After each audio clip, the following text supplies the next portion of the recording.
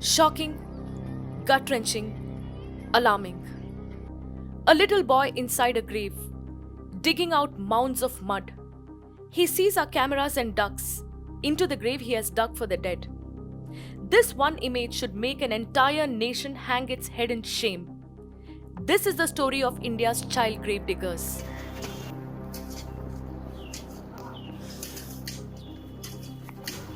A story that pierces the heart, shames the soul. This is the story of our children. Around 100 meters from where the COVID-19 positive graves were being dug, in the same graveyard, which was specifically allocated for COVID-19 fatalities by the government, I saw a 7-year-old kid taking out mud from a grave. As a journalist and as a person, more than anything, there was only thought on my mind at that point of time. I could see the future of my country. I could see the future of our country digging its own grave. Look closely. The mound of mud dug by those tender hands. Hands that were supposed to hold a cricket bat or a pen are holding a shovel. This is the worst form of child labor. This is something the nation must know. As soon as he realized, as the child realized he was being captured on video, he straight away ducked. It did not even take him 1 second to duck. That also told me that they know what is going on. He might be a child, but he does not have an option, and he knows that it's not right to be doing what he is doing. This is a visual that we brought to you from Bangalore, the south of India. From the tip of the south to the expanse of the north, poor children are holding up shovels during the pandemic to fend not just for themselves but for their families. This child is not from the south. He is at the heart of the national capital, New Delhi. See how this boy plays. He is casually playing with a shovel, the same one he would later use to dig graves. And watch this. Shovels being put into a cycle cart by children, shovels that must reach a nearby graveyard.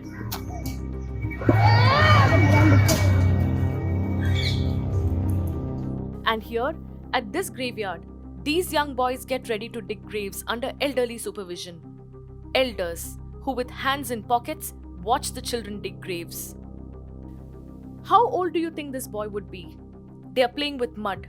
They are clearing the ground deep and wide so that dead bodies could be buried. Listen closely. The sounds of shovel hitting the ground should hit the conscience of humanity.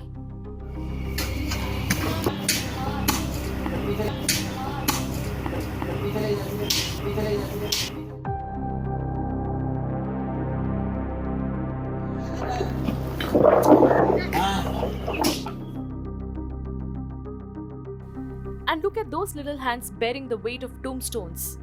Tombstones for the dead. A childhood lost, and yet they carry tombstones to mark the dead. I think it's perhaps one of the gravest forms of child labor, and in fact we prefer to call it the worst form of child labor because a graveyard is a situation where even ordinary people will be very, very kind of scared to go, and they will feel very uncomfortable about it. And in many other graves across the country, children are seen sprinkling water on graves, brooming graveyards, cementing and plastering graves, and in some cases, even lending a hand to bury the dead.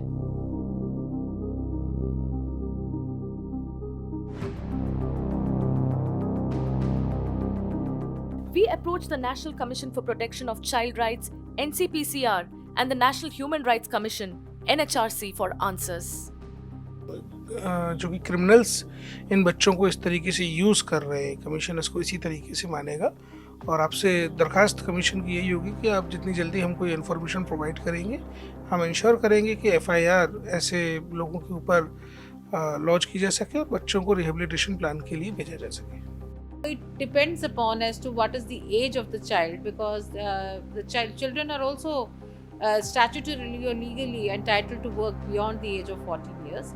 So that is relevant, and who was employing them, that is relevant. I am not talking about NHRC as such. There has to be a violation of the human rights and as per the Act of the Protection of Human Rights Act. So that first has to be ensured. Only then the Commission, if finds that it is a case of violation of human rights, the Commission will certainly take cognizance of the same. The Child and Adolescent Labour Prohibition and Regulation Act of 1986 in India prohibits the employment of a child. According to this law, it is a criminal offence to employ children below the age of 14.